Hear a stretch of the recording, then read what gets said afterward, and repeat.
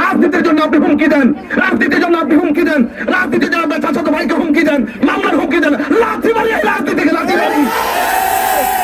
অনেকে বলে আমার বাড়ি ব্রাহ্মণবাড়িয়া, আমাকে ছোট করে কথা বলবেন না, আমাকে কষ্ট দিয়ে কথা বলবেন না। আমি কিন্তু অনেক দেশের সুন্নতের যে ক্রাইসিস মুভমেন্টে যখন 90টা মাথার আগুন দা পড়ে যাওয়ার জন্য ভেঙে ফেলেছে, যখন কবর থেকে লাশ তুলে আগুন দা পড়ে দিয়েছে, যখন একটা অরাজকতা অবস্থা, এই দেশটা হুমকির আমি দেখতেছি যে আগামী ভবিষ্যতে আমাদের অবস্থানে কোথায় যেতে পারে। আমি অনেক গভীর একটা জায়গা থেকে আমি সিদ্ধান্ত নিয়ে আপনাদের মাঝে এসেছি। আমি আসি না, আমাকে বৃহত্তর সুন্নি জোট পাঠাইছে। এই বৃহত্তর সুন্নি জোট যদি আমাকে ঢাকা পাঠাইতো আমি ঢাকা যেতাম। এখানে পাঠাইছে এটা আধ্যাত্মিক একটা সিলেট বিভাগ, আধ্যাত্মিক বিভাগের প্রবেশ দ্বার হলো মাধবপুর চোনারগাছ। এই জায়গায় যখন আমি দাঁড়িয়ে যাব, ইনশাআল্লাহ মাজার মোকাম খানকার পক্ষে আমি পুরো বাংলাদেশকে আমি কন্ট্রোল ডিভাইসে আমি কথা বলতে পারি। আমি এটাও শুনেছি মা বোনদের কাছে গিয়ে একদম এক শ্রেণীর লোক এই লিফলেটটা পছন্দের এক শ্রেণীর লোক এক হাতে একটা কাটলো, আরেক হাতে একটা কথা তো করতে পারি না, মিশা কথা কি কম যা গেছে কথা বললেন আমার মতো ডাইরেক্ট করতে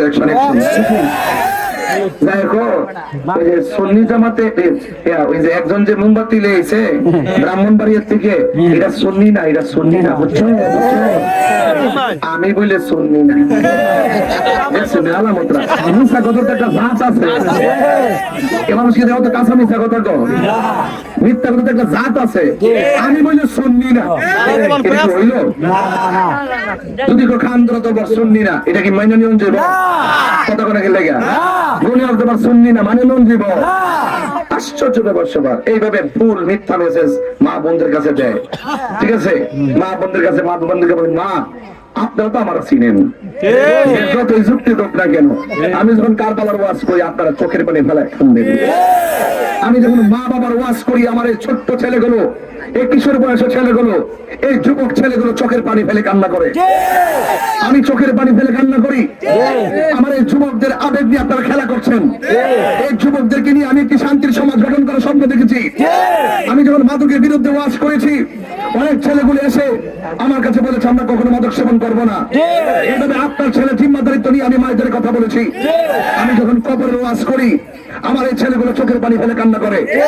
তাহলে আপনি যদি যাই বলেন, আমি যখন রাসূলুল্লাহ শানে কথা বলি, আমি যখন ইহুদের যুদ্ধের কথা বলি, আমি যখন হুনাইনের যুদ্ধের কথা বলি, তখন এই সেই ছেলেগুলো, সেই দিনের ছেলেগুলো আজ কিশোর থেকে যৌবনে পদার্পণ করেছে।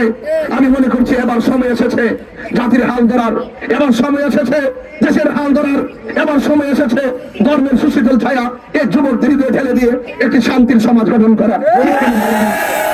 ঠিক ওই মুহূর্তে আপনি বাড়ি বাড়ি হেঁটে হেঁটে গিয়ে বলছেন, রাজনীতির সূত্র ধরে বলছেন আমি সুন্নি না, আমি সুন্নি না, আমাকে অপবাদ দেওয়া হচ্ছে, আমাকে গালি দেওয়া হচ্ছে, আমাকে ছোট করে কথা বলা হচ্ছে। রাজনীতি তো ভাই এটার জন্য আসি নাই, রাজনীতি করতে আসছি ভালোবাসার ভিত্তিতে, সম্প্রীতির ভিত্তিতে। আজকে আমি দেখেন 9টা প্রার্থী আছে, একটা প্রার্থীর মুখের মধ্যে কোনো বাজে কথা শুনি নাই, আমিও কোনো প্রার্থীকে বাজে কথা বলি নাই। অন্যান্য প্রার্থীগুলো সম্মানী, এরাও কোনোদিন বাজে কথা বলে নাই, কোনো প্রার্থীকে আঘাত করে কথা বলে নাই।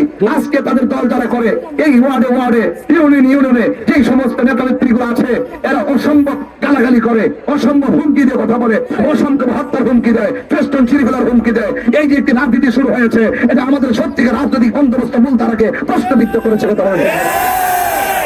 আমি বলবো আপনার নেতা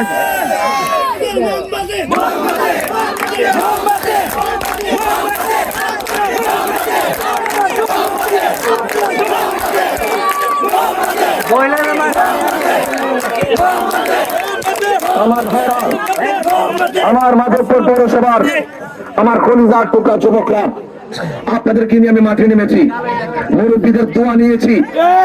আমার মা আমার মাথার মধ্যে হাত দিয়ে বুলিয়ে দিয়েছে। আমার মা আমাকে বলেছে তুমি যদি 2 জন মুক্ত বলা নির্বাচন করবা, তাহলে তুমি ওই মাঠ থেকে আসবা না, তাই এটা মুনাফিকি হবে। আমি মুনাফিকি করি না, আমি তার 3 মাসে যা বলি সরাসরি বলি। আমার মা বোনদেরকে বলবো, মা আপনাদের জন্য আমি অনেক ভাবে কথা বলি, আপনারা ঘরের মুসল্লায় বসে বসে আমার ওয়াজ শুনে আমার জন্য দোয়া করেন। এই মোমবাতির প্রতিটা দেখলে মায়া লাগে কি লাগে না? আসনের ভিতরে মোমবাতি জ্বালাই আপনারা মাহফিল করেন কি করেন না? এই মোমবাতি সব জায়গায় জ্বলে কি জ্বলে না? এই মোমবাতির অনেক মায়া লাগে। এই মোমবাতিটা নিজে জ্বলতে জ্বলতে জ্বলতে জ্বলতে গলতে গলতে আরেকজনকে আলোকিত করে। আর আমার এই পোলাপান গুলো দেখবেন না খায়া আমার কাছ থেকে টাকা পয়সা কোনো চাহিদা নেই তাদের, নিঃস্বার্থে নিঃস্বার্থে নিজের মাথার গাম পায়ে ফালায়া ঘরে ঘরে আপনাদের হাতে এই হ্যান্ডবিলটা পৌঁছে দিতেছে। মা, এই হ্যান্ডবিলটার মূল্যায়ন করবেন। আমি কথা বলে দিয়া যায়, আমি তাহিরি এক মুখে দুই কথা বলি না। আমি কি করছি কি করি না সেটা বলতাম না, আমি শুধু এইটা বলে দিয়া যায়, যদি আল্লাহ যদি আপনাদের সমর্থনে আমাকে যদি মোমবাতি ভোট দিয়ে যদি আমাকে যদি আপনারা প্রতিনিধি বানান, আমি কথা দিয়ে যাই আমার মায়ের সম্মান বৃদ্ধি পাবে।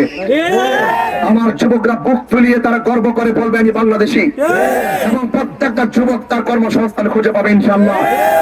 এবং পাশাপাশি রাজনৈতিক প্রতিহিংসা যা শুরু হয়েছে, এই প্রতিহিংসা থাকবে না।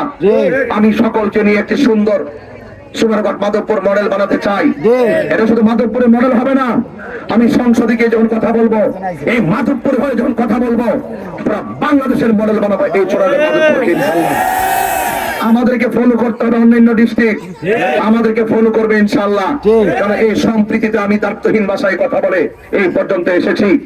আপনাদেরকে অনুরোধ করে বলবো, আপনারা আমাকে ভুল বুঝবেন না।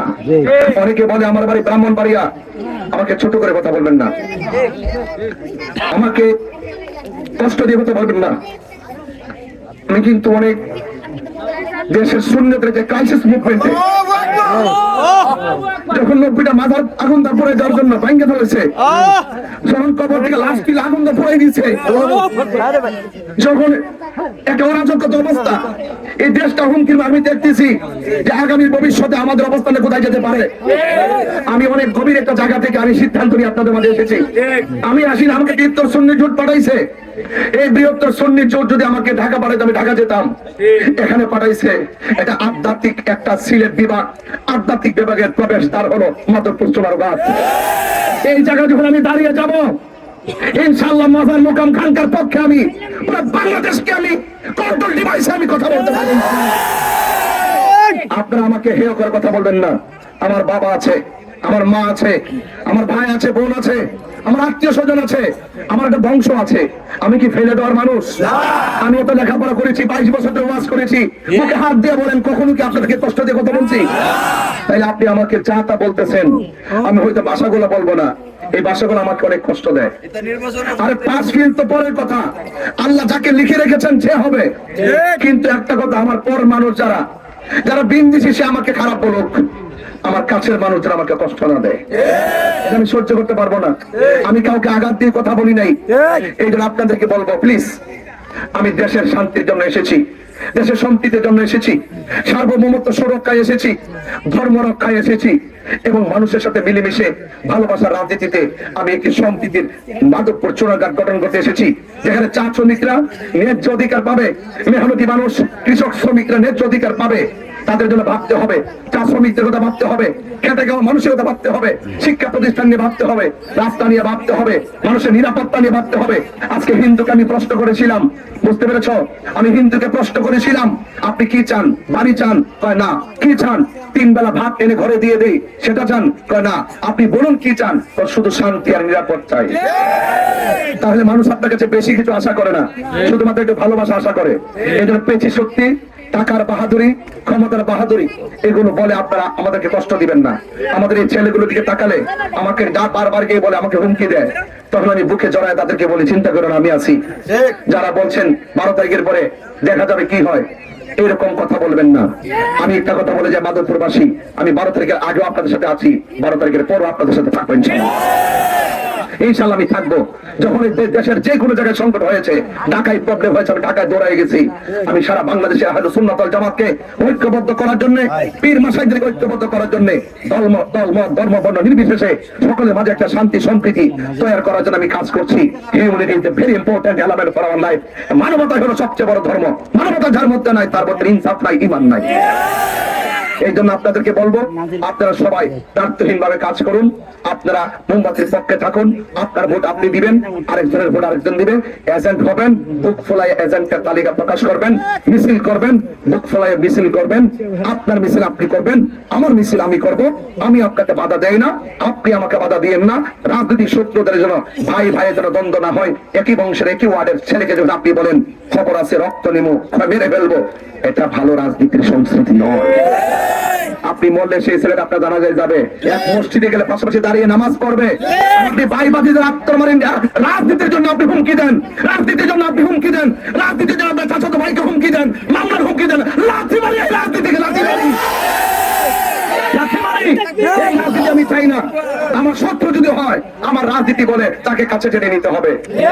আর আপনি কাছের মানুষগুলোকে রাজনৈতিক ছত্র ছায়া দূরে সরাই দিচ্ছেন, এটাও ভালো কাজ করেন নাই। আপনাদেরকে বলবো প্লিজ, আমরা সবাই এই ওলি আল্লাহর দেশ রক্ষা করতে হবে, এই বাংলাদেশ থেকে বাঁচাতে হবে, বাংলাদেশের মানুষগুলোকে সেভ করতে হবে। এই জন্য অবস্থা বেশি ভালো না। আপনাদের সকলকে ঐক্যবদ্ধ থেকে সুন্দর মাধবপুর সোনারঘাট বিনির্মাণে আমরা কাজ করব। সনাতন ধর্মীরা যারা রয়েছেন, আপনাদের সকলকে আমি আশীর্বাদ জ্ঞাপন করছি। এবং আমার মা বোনরা যারা আছেন, যারা আমার ওয়াজ শুনেন, আপনাদেরকে বলবো, যে যত কথাই বলুক মা, যে যত কথাই বলুক, আমার মতন একটা লোক এইভাবে আইসা আপনার কাছে ভোট চাইবো, আমি এরকম মানুষ ছিলাম না। আমি এরকম মানুষ, এমপি মন্ত্রী আমার কাছে দোয়া চায়া চায়া পাশে বসে গেছে 2 ঘন্টা 3 ঘন্টা এরপরে বক্তব্য দিছে। আমি ওইরকম মানুষ ছিলাম না। আমি যা আসছি বড় কারণে আসছি। আমার 238টা মাহফিল ক্যান্সেল করেছি আজকে 1.5 মাসের ভিতরে।